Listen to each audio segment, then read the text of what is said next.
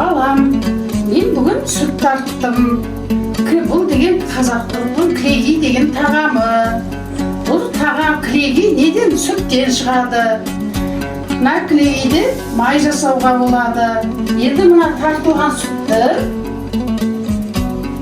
жаңағы ірімшік жасайын ертеңгісін. Сен ірімшікті жақсы көресің ғой?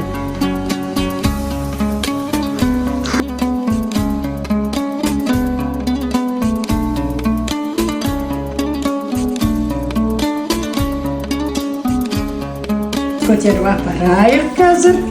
Сосын үйтіп ертеңгісін дәмді тағам жасаймыз. Қой, қашалаймыз.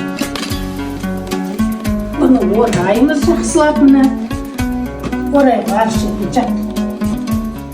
Болды, бұл енді ертеңге дейін осылай тұрады.